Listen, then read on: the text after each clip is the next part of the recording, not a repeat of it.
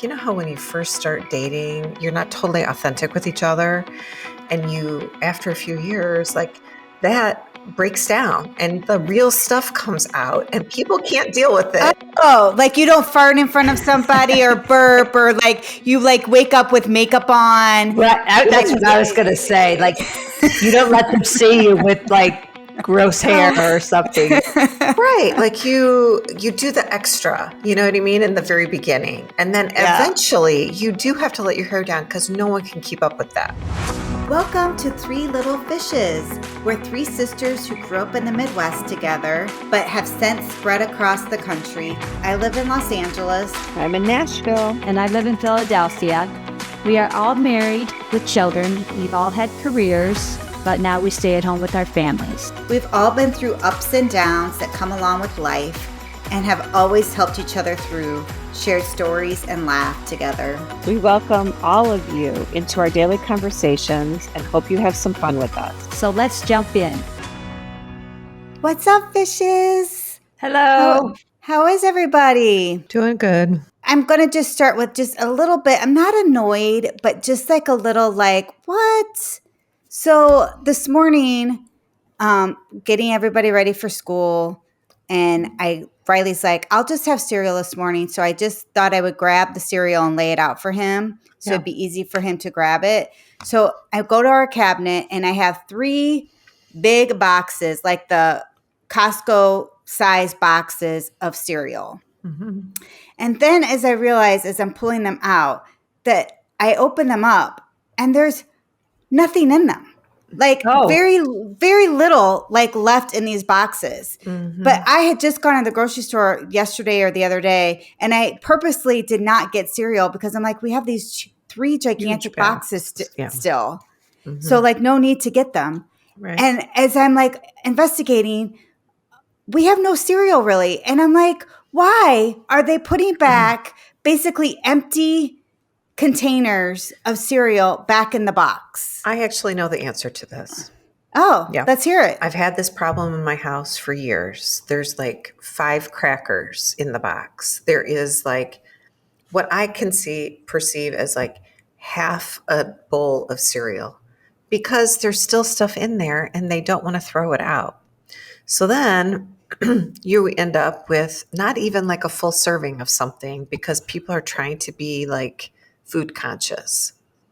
Oh, which I do commend, but I've had this conversation with my family for years. So then I started doing this, like I've since given it up, but like we had a chalkboard in our kitchen in Chicago.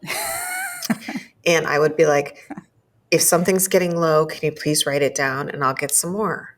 That way we won't run out of the things that you love, because if you leave it in there and I don't know that it's almost gone because I don't eat that, you know, we're stuck. Now, the thing that I find just abhorrent is when they put the literal empty box of Pop-Tarts back. Like they take the last Pop-Tart and the box stays there. Yeah. Well, I have this same situation happening in my household. So you're not alone. But I thought it was a boy thing. I don't know. I'm like, why put an empty wrapper back in the cabinet? Doesn't that take effort to do that? I don't know. I guess in their mind, they're not leaving it on the counter, which is what both of my children do. They just leave their stuff everywhere. Oh, somebody had a snack here in front of the TV, or somebody had a snack here at the desk. What? Mm-hmm. Yeah. Well, I say the same thing, Lynne, like write down what we're out of or what we need. Like right here, I have an area right in our kitchen. Right. Nobody ever does. Right. No one does. Right. And then I freak out. I'll be like, I haven't done it for a long time because everybody's big now. But like back in the day, I used to be like, I cannot understand what's wrong with all of you. Just tell me. It's fine. You would tell me if you had no toilet paper. Why can't you tell me if you're almost out of cereal? I mean, that's a valid question. Kathy, did you have fun in Texas?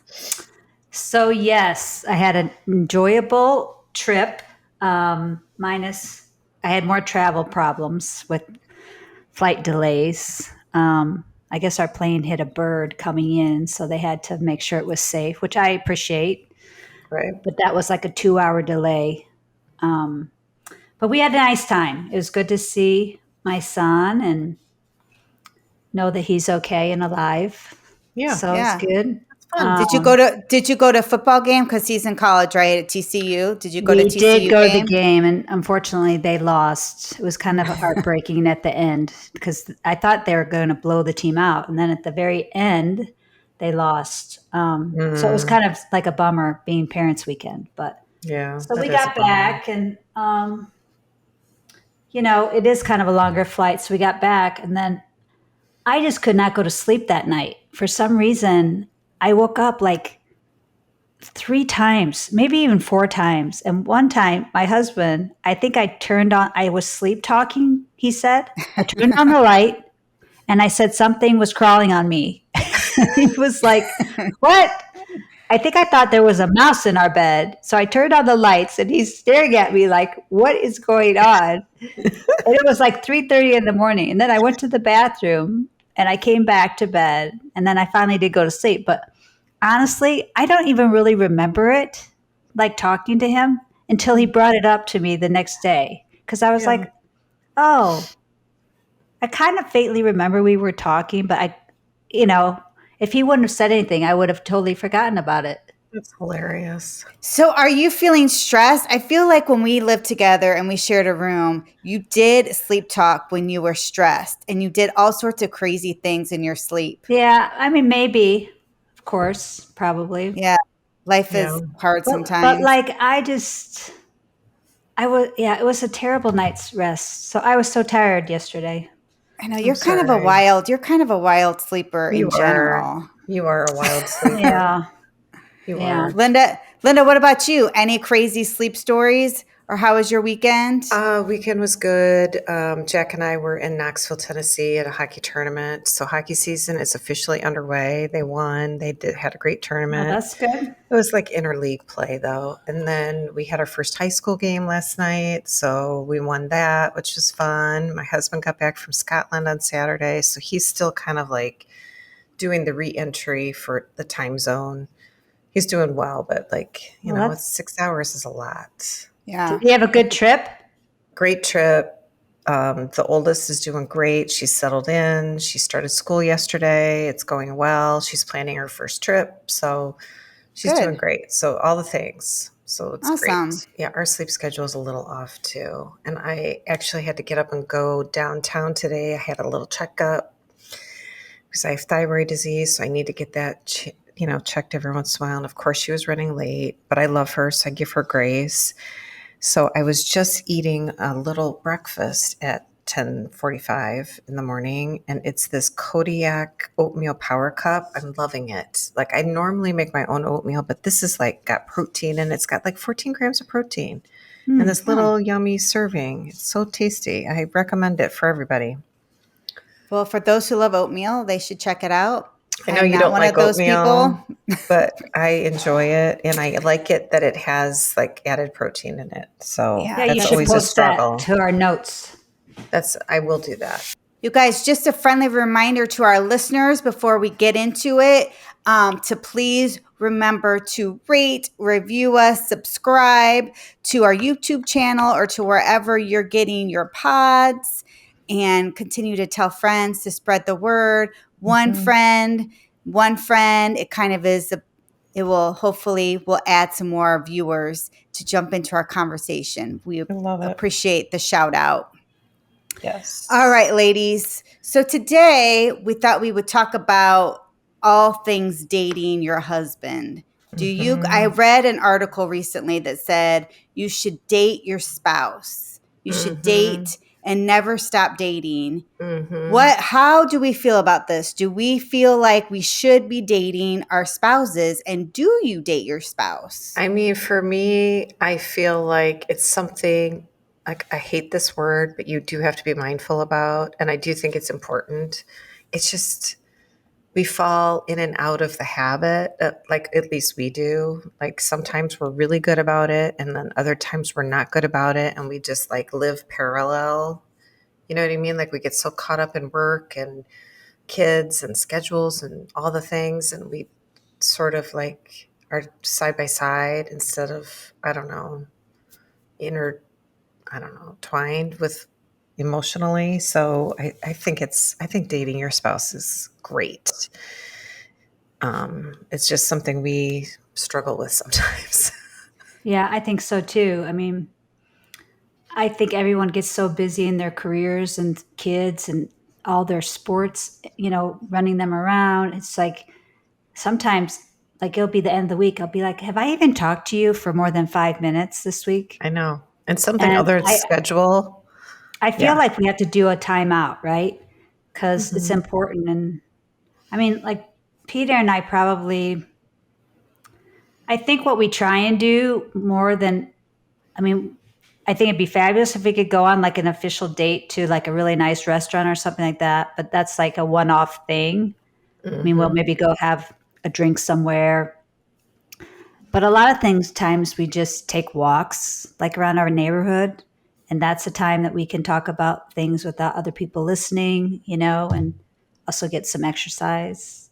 Yeah. Privacy is a big one, right? When you have like kids, like they're always listening, and we live in a small house. So it's like, I feel like somebody's always listening. And it's interesting. Sometimes when I even think that I'm being like, I think I'm having this quiet moment between Tim, like Riley will say to me later, I heard you and Dad talking about this. Are we going to do this? Oh, did you hear us talking about that? Right. And then you kind of wonder, like, what else are you hearing? Exactly. Exactly. And I mean, that brings up a good point. Again, we live in a small house, and Riley's older and he's staying up later, and everybody has their own space. But it's like the child does not go to bed until, late. And it's just like, I mean, I'm not, it's hard. It's super hard. Like, how do you have some alone time and know that it's alone? It's very tricky. Like, it's very tricky. You have to leave the house. Yes, but I mean, yes, I guess so. There's one thing that Peter does do that I think is cute. Like, sometimes he'll send me cards in the mail, but they're not written in his handwriting. Like, he'll have somebody else write it. So I don't know that it's from him. And he'll send me like a sweet card in the mail, which I think is sweet. Oh, that is sweet. So why does he have it in somebody else's handwriting? Like, he wants you to think you have a secret admirer? I mean, I don't know if that's the reason, or it's just a surprise. Like, yeah. Like, you pick up the mail and you're like, I don't know who normally this is. I only get like junk mail, or we get a bill. Like, there's nothing fun in the mail. Well, I was kind of looking up, like, I feel like we've all been married for a long time, and there is actually research done about marriages and like the cycle of relationships, and it has a very consistent 5 stages. Now, it's not linear necessarily, like it kind of like ebbs and flows and circles around each other. But like the first stage, we all are super familiar with. We vaguely remember that romance stage. Like, you've met somebody, you have this chemical reaction, you're totally into each other, and you decide whether or not you want to move it forward or not, and you get married. And, it's like amazing, but it really only lasts for like a year or two. And then it evolves into other stages of marriage. And let me tell you the other 2. So the other 4. So there's the power struggle stage, which is like 3 to 5 years. And that's when most people get divorced, because you realize that person has their own identity. They have their own stuff. You have your own stuff. You're not like kind of going like, how when you first start dating, it's not necessarily totally authentic you're not totally authentic with each other, and you, after a few years, like, that breaks down and the real stuff comes out. I mean, I can't deal with it. Oh, like, you don't fart in front, in front of somebody, or burp, or like you like wake up with makeup on. Right. That's what I was going to say. Like, you don't let them see you with like gross hair or something. Right. Like, you do the extra, you know what I mean, in the very beginning. And then eventually you do have to let your hair down, because no one can keep up with that. Right. So it's not like you're being dishonest. It's just you're just trying so hard to not scare the other person off, I think is what this person says. So then you go into this power struggle stage, which everybody kind of goes through, and it ebbs and flows. Like we have it every once in a while too. It's like, you have a hard time communicating, or somebody wants to be in charge of something, and you just have this like struggle. And a lot of people just give up at that point because it's too much work, and they kind of do see the true whomever you are, and they're like, yeah, I'm not willing to accept you. So, everybody, I think everybody needs a lane in their relationship, right? Like it's like to have it work, you got to have the traffic moving in hopefully the same direction, right? Right. But if you can get through that, there is this stage they call stability. So it's like, now you've learned how to fight. You've learned all the things. You're kind of in like happiness again. You're like, everything's going along great. And then the stage 4 is like commitment. And that's not getting married. It's like you realize you have chosen this person and you are staying with them. Yeah. And, you have to kind of keep working at it. But that commitment stage, you have to be careful you don't get lazy. But then if you can make it through all that, you get into this last phase, which is bliss. You've co-created something. You've accepted each other. You know how to fight with each other. You make the effort, and, you learn, that this is working for you. So this author, we'll send the link, but it is interesting. They say most couples don't ever make it beyond their power struggle stage, and that's why the divorce rate is more than 50%. Wow. So, you have to have those tough conversations, and you have to really work through. And I do think consistently this author kind of talks about, how do you connect with your partner? How do you connect with your spouse? What does that look like for you? And I think, and it is accurate. Like we kind of go through these, it's not linear. It's like this big, massive, crazy, messy circle that you're constantly weaving in and out of all these different stages, except the stage 1, that romance stage. Yeah. Where they, because I think once you look behind the curtain, it's like, yes, you can have a romantic night, but people are still burping in front of you, and, you don't have your makeup on. Yeah. And that's okay. Yeah.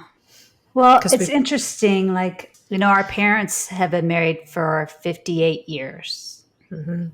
And I was talking to them about what kind of the secret is to marriage, what they think is the secret. And they said kindness, not to be mean to each other, was super important, because I guess when they were growing up, their parents fought, and they did not like seeing their parents fight, and they agreed, they vowed to each other that they would not do that. So I think it's true. Like, I don't think that they fought in front of us.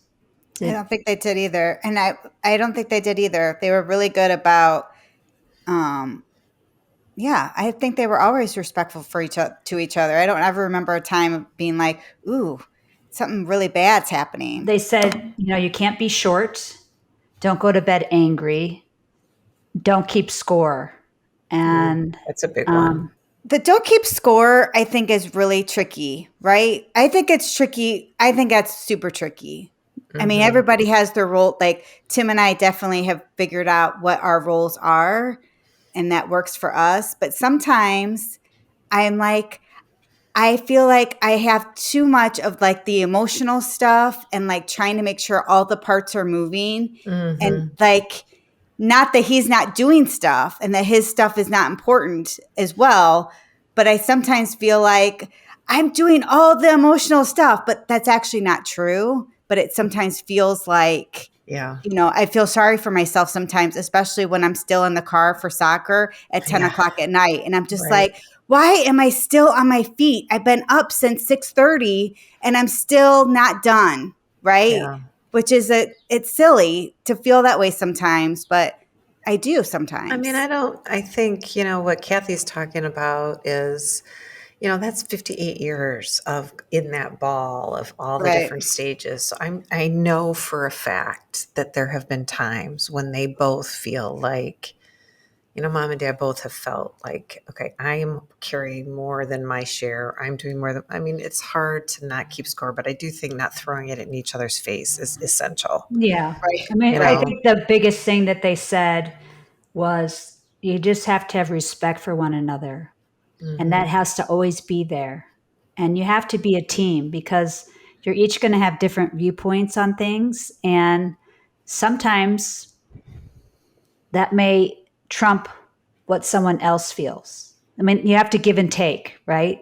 Right. So if something's super important to you, well, maybe this time you get what you want, but maybe this next time you have to be the one to kind of give and take. I mean, they said that, the times that they really fought were also interesting was about their kids, us, like just everyday life of dealing with kids 4 growing up. kids. Yeah. That's a And they lot. had to really compromise to make it work. But I think the biggest thing, just making sure that you communicate with each other and that they hear what you're trying to say. Because sometimes I even feel like this with Peter. Like I'll say something and then I'll be like, did you actually hear what I said? Like I think sometimes like it may Yeah, they're busy. they hear part of it or maybe they think, oh, it's not as big a deal as what you feel it is. Like I feel like we kind of have that issue sometimes. I So like to be right, which is a terrible way to be. But I always think I'm right, which is not true. But My husband would say to you, he loves that too. And he loves it when I say, you're going to hear it. You were right. yeah. And he'll be like, yes. I think Peter likes to be right a lot as well. And I'm like, and he doesn't like to admit when he's wrong. It's like,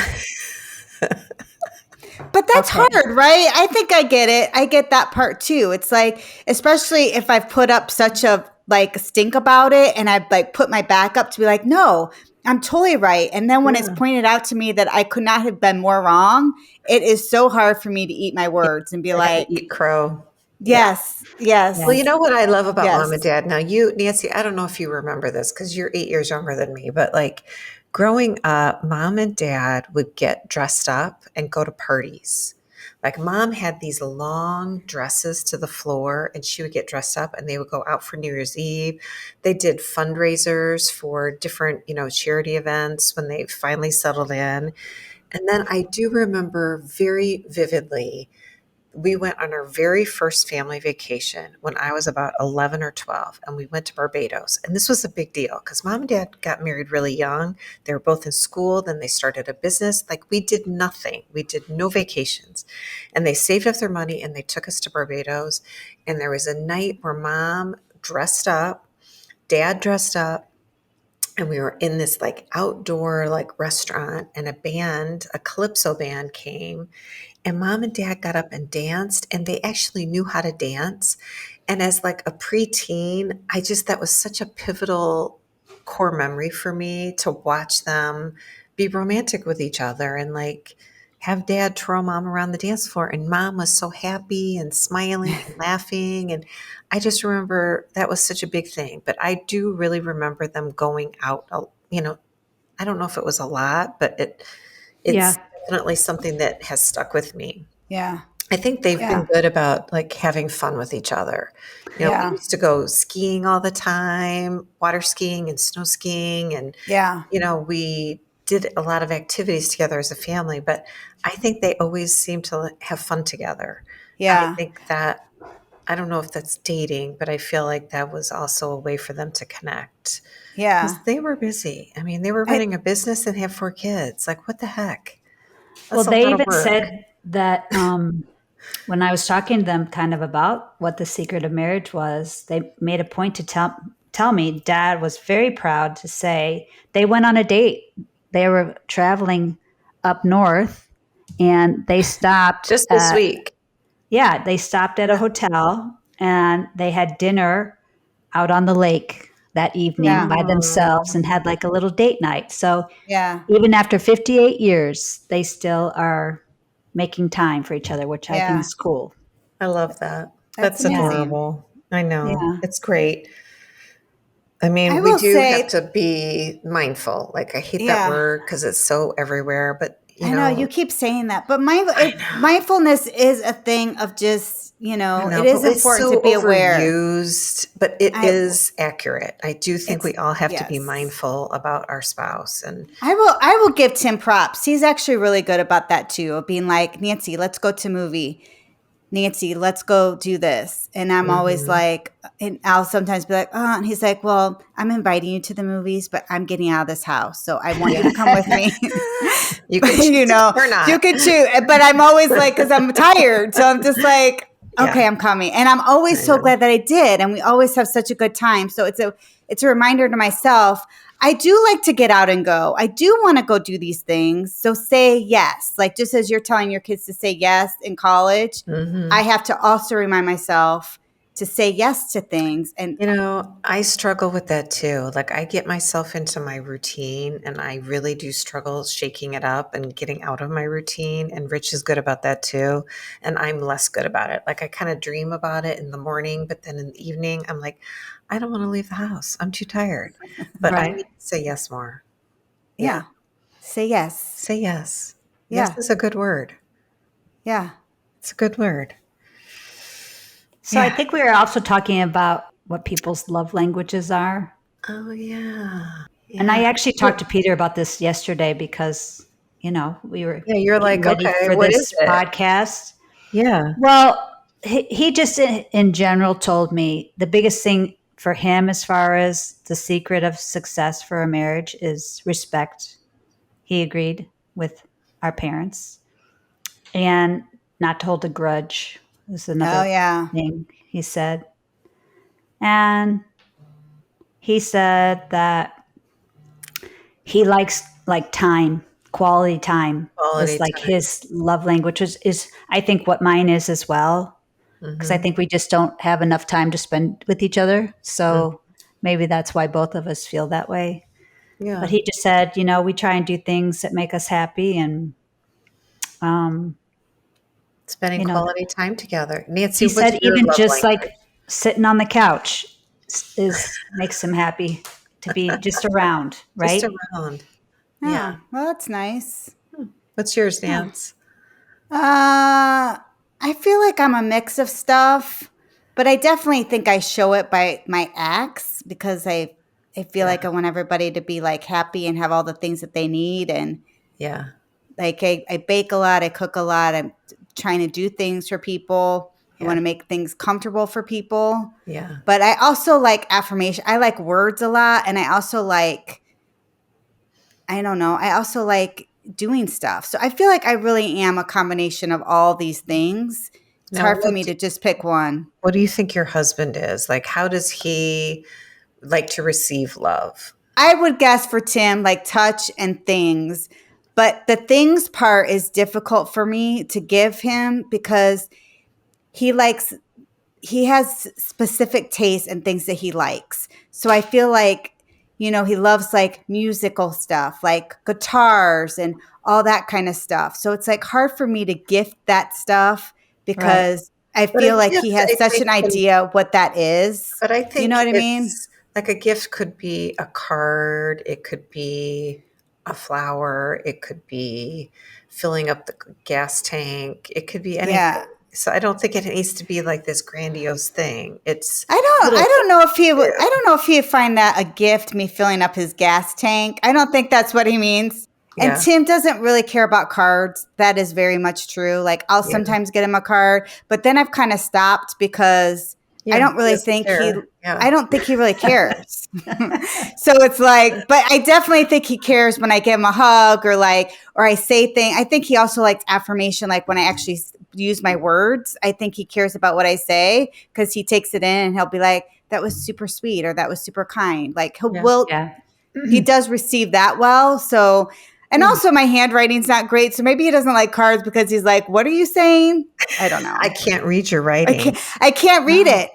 Yeah. Maybe that's it. That's funny. That is funny. However any of our listeners can connect with their spouse, you should do it. Like taking a walk, playing pickleball, going to dinner, watching a movie, whatever it is that works for you as a couple, like be mindful and do it. I was in the military, and I respect the military because, they're always, on deployments and things and are away from their families. So, they have to keep their relationship strong with their families and partners. So, on this My Military One source, I found tips for keeping your relationship strong and healthy. And it just has a couple. Working on communication skills is important, which we talked about earlier. Do regular maintenance, like take a pulse of your relationship. Like I think, Lynne, you talked about like you and Rich sometimes are like, oh, we should do more of this. Or we said we were going to do this, but we didn't. So we need to work on that. So Right. adjust your expectations, create rituals like a goodbye kiss before work or for bed or whatever, just to keep the glue in the relationship. Plan dates and surprises for each other. Plan for roadblocks. Like we said, you're not always going to agree on everything. So you gotta give and take, give each other space. And then lastly, just be active and have fun. And I think that's the thing too. You have to remember, like, you have to have fun with each other because life is serious, right? And it Yes. gets you Can be a down. real drag. Yeah, for sure.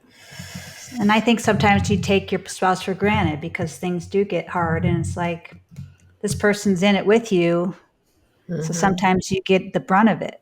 So you have to remember, be kind to each I other. agree. That's the secret sauce, listeners.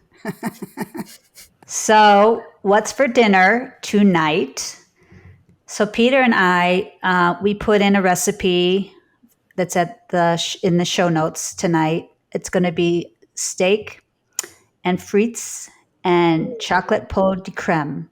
And we got this recipe. We used to live in St. Louis, and we actually took a cooking class, a French cooking class, and they taught us how to make these three things, and they're really good. Rich would never do that, I don't think. It was like a date night. So we went to it was like a culinary institute. I can't remember the name of the institute we were at, but it was in the evening one night after work, and we went, and it was like a whole, like several, like it was a couple hours or so. We cooked the whole meal together. So Kathy, how did you come up with that? Did you come up with this to be like, Peter, let's take this cooking class to learn how to make this I think I did. Yeah. I think one of our friends said that they had done something similar, and we were like, oh, that sounds really fun. Did you have to talk him into that? Because I didn't know that Peter enjoyed cooking, or was it like, he was like, sure, Kathy, I'll try anything once, or like what? Peter never says no to her. So Linda, that is very true. I don't think I've ever heard Peter say no to Kathy. So maybe it wasn't hard to talk him into it. Right. Of course he said yes. I wonder if Tim would do a cooking class. Like, would he find that fun? I would find a cooking class he's fun. a really good cook. He is, but like, it would be something like, it would be an event. It's kind of fun to do an event together. We're going to the Bowl on Wednesday to see some music together, which I'm excited about. And we're going to take the kids, but since it's a school night, we've decided it's just going to be the two of us, and we're just going to have a date, which will be really nice. Yeah, that sounds fun. I love that for you. Yeah. I don't know why you say I don't like cooking. I do, actually. I mean, I like baking more, but. Well, you do. Like, I mean, there are some things that you make that are really good for people who don't know you. Like, your lasagna is very good, but it does take you a very long time to make the lasagna, but it's worth it because it is super good. Like, even Riley's like, Aunt Kathy's lasagna is very good. Why don't you make it? And I'm like, well, that's out of my wheelhouse, but whenever you see Aunt Kathy, she'll make it for you. But when you make it, it's like this whole thing. Like, it's like a lot of pots and pans, and like there's a lot of activity going on for you to make it. You make this like crazy sauce. Yeah, and there's a lot of steps. Yeah, there's a lot of steps. All right, girls. Well, this was kind of fun talking about dating. I do feel like I have to be more like I do feel like I need a little bit more fun with Tim. Like, I feel like we get in like the rut. So I think I'm going to like try to take some nuggets from here and be like, let's go sneak out and play some golf, or let's go on a more of a walk, or let's, I don't know, go sit out in the backyard and have a drink without little ears. Like, correct. Spice it up, people. Riley, go to bed. It's late. Go to bed. Well, we want to thank you for listening to our podcast and letting us sisters jump into your day. If you get your podcast from Apple, at the bottom of the episodes, you actually, if you scroll down, you can see that you can leave a review there. So I think sometimes you don't see it because we have all of our podcasts stacked up with all the episodes. So make sure you please review us. And then I do have a listener that gets her podcast from Spotify, and I did get on there, and you have to click on the podcast on Spotify and then follow Three Little Fishes, and there's a follow button that's right there, right below on the left, and you click it, and you'll also see there's a bell which you can also check, which is to the right, and that will let you follow all of our new episodes. And then on Spotify, they have 3 dots, and if you click the 3 dots, you can rate the show. So please do that, and also share, at least like Nancy was saying, with one of your friends so we can get our podcast out there. Everybody have a great weekend. Sisters out.